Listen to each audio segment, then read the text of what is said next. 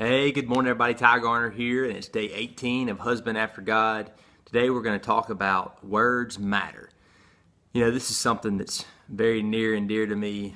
My mom passed away when I was 15, but probably one of the biggest legacies that she left with me and that I remember most from her was she was always on us about our words. Anything that we spoke negative, she got upset. She always wanted us to speak life, and she always talked about how the devil can take negative words and use those. If we're speaking negatively, if we're saying negative things, the devil can use that against us. And so she always was very, very on us about speaking positive, and I do that today. My wife sometimes can tend to be a little bit on the negative side about things and think about the worst, and I'm always, you just ask her, I'm always on her about speaking positive. My kids, if I hear anything negative come out of their mouth, I'm telling them that. And that's a legacy that my mom left with me, and that's what kind of legacy do you want to leave with your family? What kind of words are you speaking to your wife? Are you building her up, or are you breaking her down?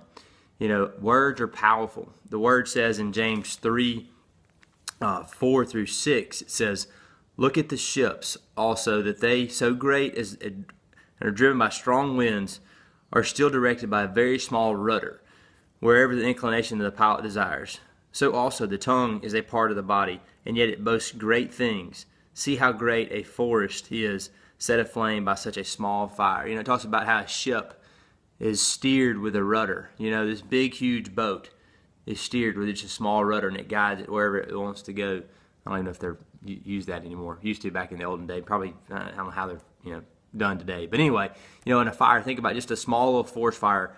Small little fire in the woods can set a whole forest on fire. That's how the tongue is, and that's how our words are. They're very impactful.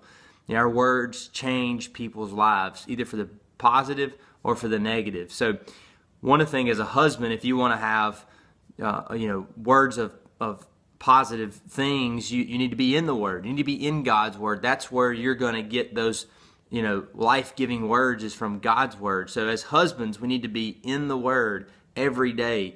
And if you do that, positive things are going to come out of you. Your marriage is a legacy that you are going to leave either a positive or a negative impact on the world. Think about, speeches of people. I was thinking about this, obviously, the other day we had, I have a dream. Who said that, right? Everybody remembers those words. They're powerful, that Martin Luther King said, and my daughter's having to learn the Gettysburg Address right now.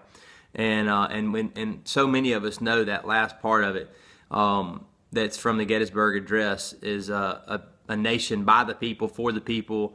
That whole speech. We remember those powerful words that Abraham Lincoln spoke. And so I challenge you today to be positive, think positive, and speak positive.